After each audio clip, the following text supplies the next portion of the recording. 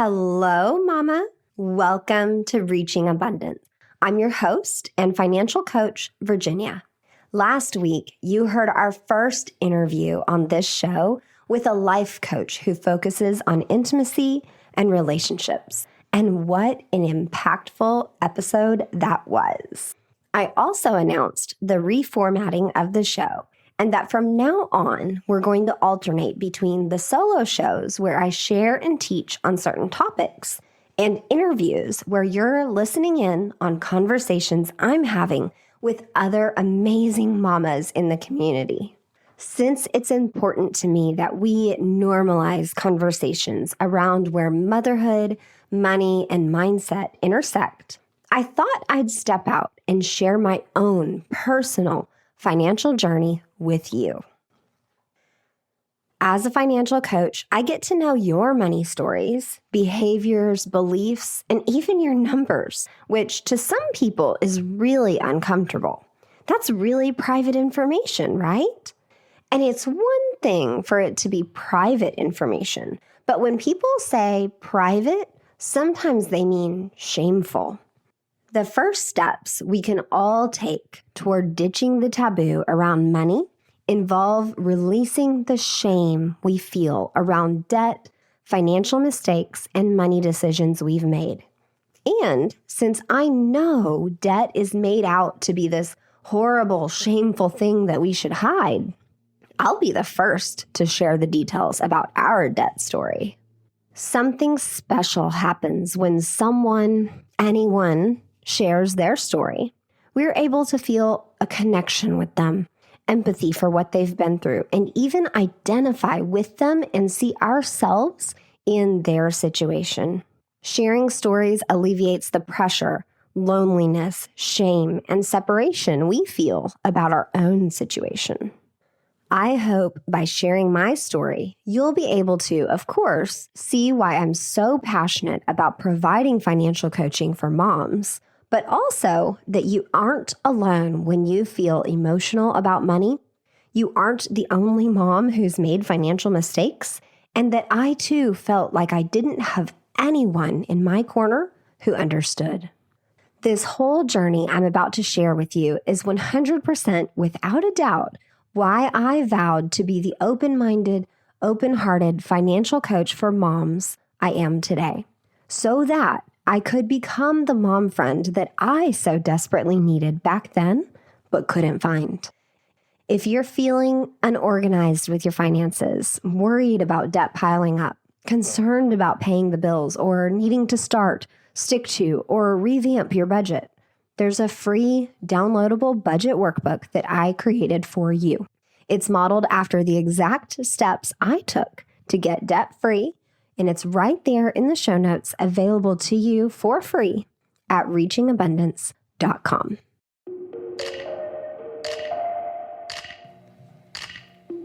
Welcome to the Reaching Abundance podcast, where your host, Virginia Elder, shares helpful guidance for moms around positive mindset, creating simplicity, practicing true self-care, and most of all, money management. Her financial journey toward a better life blossomed into an insatiable desire for overall happiness and abundance. Hang out with her right here each week while she ditches the taboos around women and money, shares resources, educates, and financially empowers all the mamas. Let's start this episode off with the understanding that we all have found ourselves at one point or another in a situation we didn't mean to get into. My personal financial situation hit rock bottom after a series of money mistakes, circumstances, and life changes all happened one right after another in a relatively short period of time. Suddenly, or so it seemed, I woke up drowning in debt, desperate to make ends meet, and in full panic mode to secure my family's future. Our cash spent faster than it came in, and there was not enough to make the mortgage, daycare tuition, car payment, and the $800 worth of minimum payments our credit cards required. This was not the life I wanted or how I expected to live.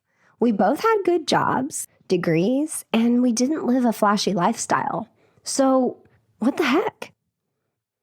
Well, I had spent the past 3 years ignoring the numbers and operating under the assumption that it'll all come out in the wash. Meanwhile, I restarted my accounting career and took a pay cut. We had our son and all the associated medical bills and daycare costs. But the biggest thing was I'd been assisting my mom through her divorce. Assisting is the nicest way to say that I was paying for all of her divorce attorney's fees and helping pay bills to keep a roof over her head. During those years, I muddled through all the challenges of new motherhood while starting over on the pay scale, but I also felt a deep sense of sadness for what my mom's 50 years of life had come to.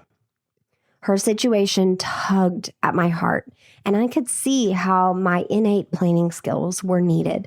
So I just had to help her when she came to me. I quickly became her counselor, her advisor, and her manager. I swooped in with my superhero cape on and helped her find a divorce attorney, assisted her in making ends meet, guided her through the process of getting a job, and showed her how to market herself and get cash-paying gigs on the side to supplement. In fact, within 3 days of my second baby being born, she moved in with us as opposed to becoming homeless. I felt so much conviction to help her, and I couldn't imagine being in her shoes, 50 years old and having to start over with nothing. So out went my heart and all my money with it. She needed all the help she could get, and I didn't see anyone else signing up. I was torn. I knew this wasn't my responsibility, yet she needed someone to step up to guide her through it all. I kept thinking, wouldn't my kids be there for me?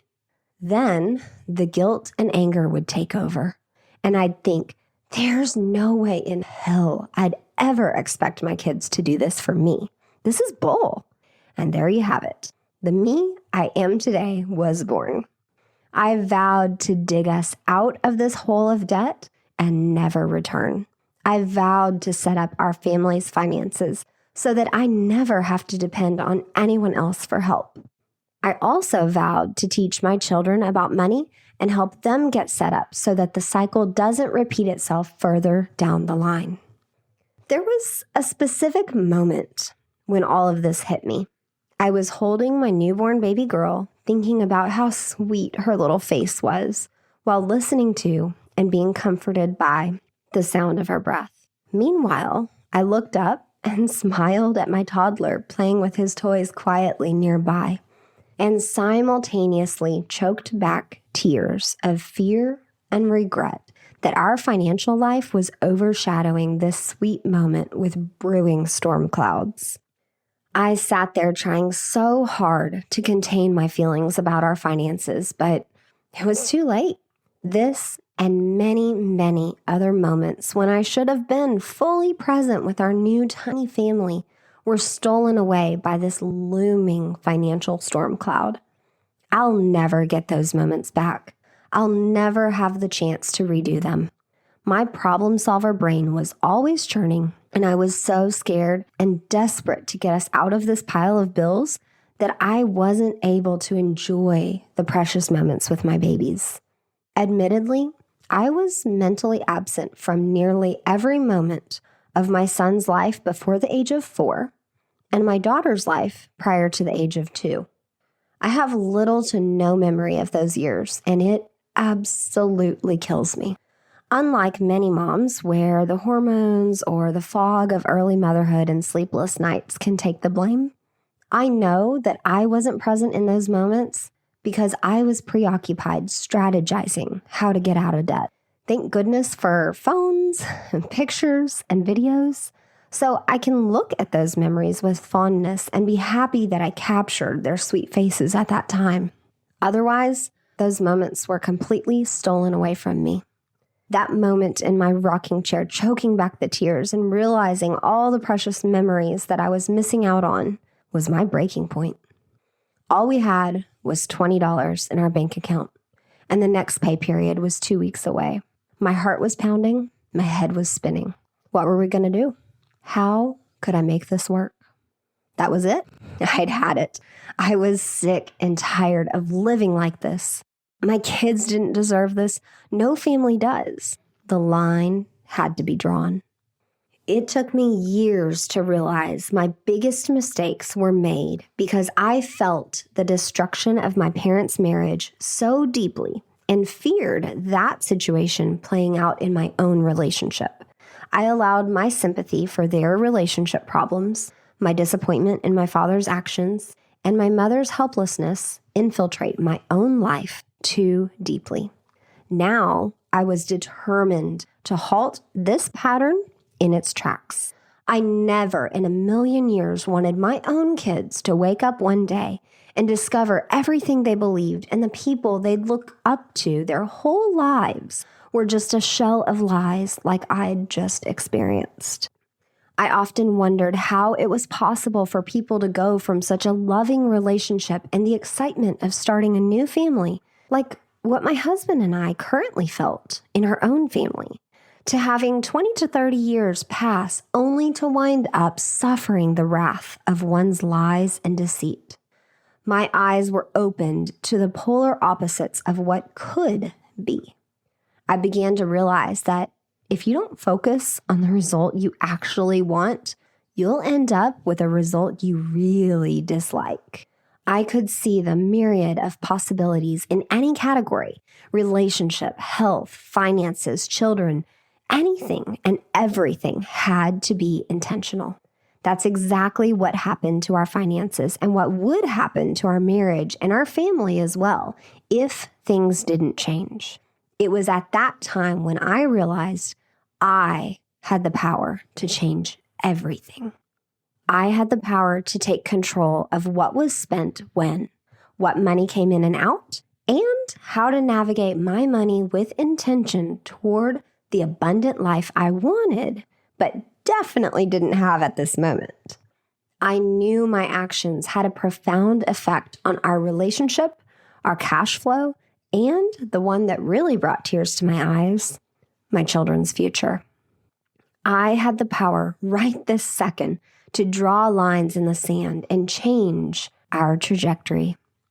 I realized my tendency to just jump to help every damsel in distress and the result of my lack of boundaries with generosity. I'd witnessed my parents' relationship dynamic changing all throughout my childhood, but I was just too close and unable to see how bad their relationship really was because I'd never been exposed to anything else. How do you know what you don't know? I started to look at my own marriage, inspect for similarities, and focus on repairing them before we fell into the same pattern. I examined the financial mistakes we made and broke them down to when, why, and how we made that decision. Believe it or not, each one was made out of fear, blind acceptance, or lack of knowledge. I was so unintentional about things for such a short yet imperative period of time that this mountain of debt just happened to us. This was the last time I'd ever allow things to uncontrollably happen to me. I became a storm cloud of my own, brewing with passion and a new conviction. It was my job to get us out of this. One major mistake I identified was our purchase of a new car. We didn't know it at the time. We thought it was a solution to our transportation problem. Car dealerships are here to help you with great financing and a shiny new dependable ride, right? Well, when my son was only 4 months old, I received a call that my husband had to leave his vehicle at the sitter's house. He'd barely made it there with smoke billowing from the engine to drop off our son and borrowed her car to get himself to work. We soon found out that the radiator had blown, the engine overheated, and that this repair was going to be more than the vehicle was worth. So we did what every young, scared, financially strapped couple does. We bought a brand spanking new $28,000 car. We fell prey to the 0% interest special from the dealer because we needed a reliable mode of transportation. In fact, I remember the car buying process very clearly. We had only $500, literally, like $530 was our balance in our bank account. So $500 to put down. And I was firm that the payments could not be over $500 a month. We tried to be smart and negotiate the purchase to the best of our ability. And we tried not to look desperate, but we were. I have no idea how I thought we could come up with the extra $500 each month to pay for this car, since it's not like we had an extra $500 any month prior to that. I just expected we'd figure it out, make it work, or whatever other hullabaloo you mutter to yourself when you feel forced into a situation and don't actually know what you're doing. So this brings to mind the whole fake it till you make it thing. That's the advice that we've all heard, right? It's the worst advice ever. Hey, Mama. This episode is brought to you by one of my favorite budgeting apps. And let me tell you, its functionality is nowhere near any other I've discovered. It's called You Need a Budget, or YNAB for short. And it's the only app that guides you toward not just creating categories and setting spending limits, but actually ensures you can't spend more than your available cash. During the depths of our get out of debt journey, I tried app after app, but none of them really helped break the paycheck to paycheck cycle. When I found YNAB, I was suddenly able to see the age of my money and allocate this month's paycheck to next month's bills. And when I set money aside for a category or to pay off something, the app automatically reduced my available cash balance so I didn't accidentally spend that cash on something else. YNAB was instrumental in getting us debt-free, and I still use it to this day. Get your free 30-day trial by clicking on the link in the show notes to this episode at reachingabundance.com. The next and largest financial mistake of all was overcommitting to funding my mom's divorce. I led with my soul and didn't evaluate the numbers, which led to every piece of credit we had being maxed out. When I initially told her we'd help her out, I thought surely her divorce would get up to around $20,000, maybe not more than $30,000. For whatever reason, I thought it would be hard, but that we could handle it. I blindly thought that with 2 incomes and only 1 child at the time, we were doing well enough to help. And I knew for sure that we were able to provide much more help than she was going to get anywhere else. A couple years later, the divorce price tag, complete with special investigators' fees and countless appeals and court dates, had ballooned to about $60,000. $60,000. I hadn't been adding up the bills as we went. I had only been focused on juggling the credit cards and just trying to pay for anything that came my way as fast and as spastically as I could.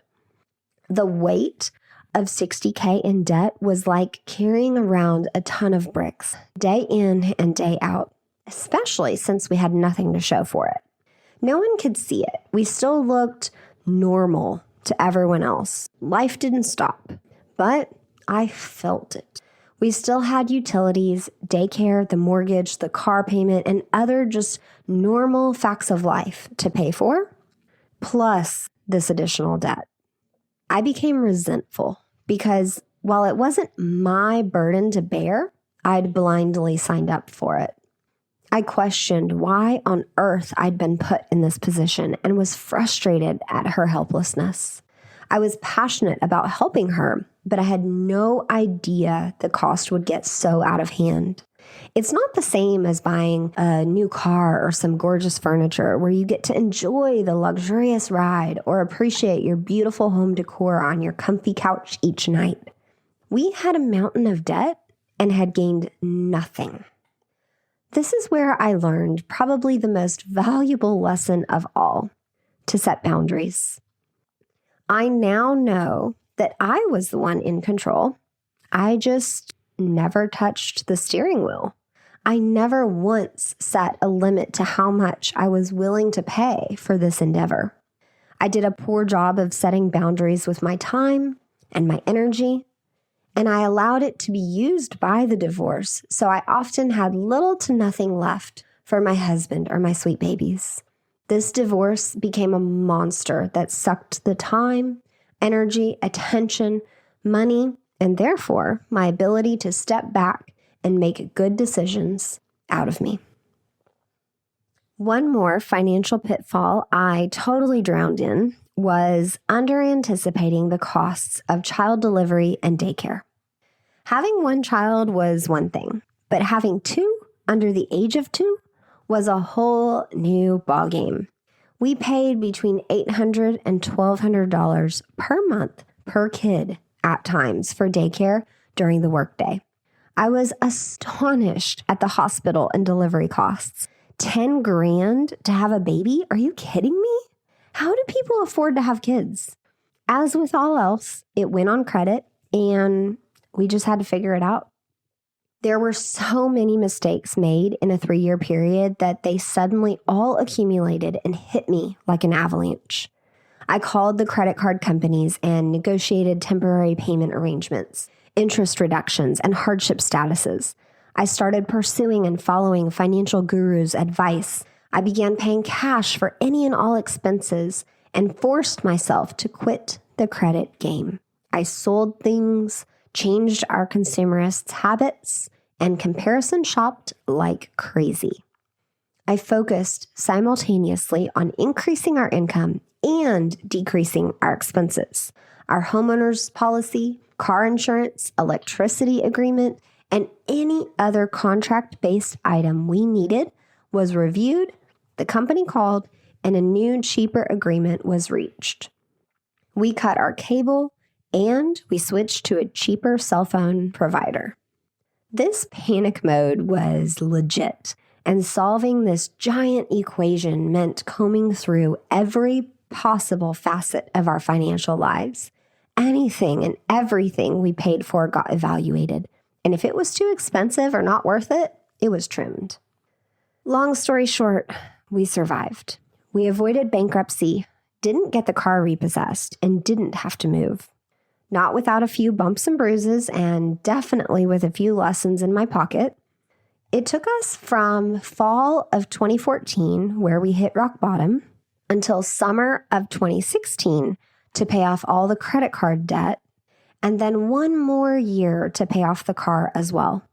From start to finish, our journey from $80K in the hole to debt-free was 3 years long, and it was not complete without many lessons learned. So, it's possible. Maybe your debt has a different label. Maybe it's a car, student loans, IRS debt, a second mortgage, but it's the same. It is possible to dig out. And no, at no time during our journey did we have a household income of over $100,000. We pinched pennies, we ate rice and beans, and we only spent $10 to go out to eat once a week. Yeah, it's possible. We were obsessed with ditching debt and not afraid to be weird or crazy because we knew that's what had to be done at that time. I knew without a doubt that this was how I'd have a chance to change my children's trajectory.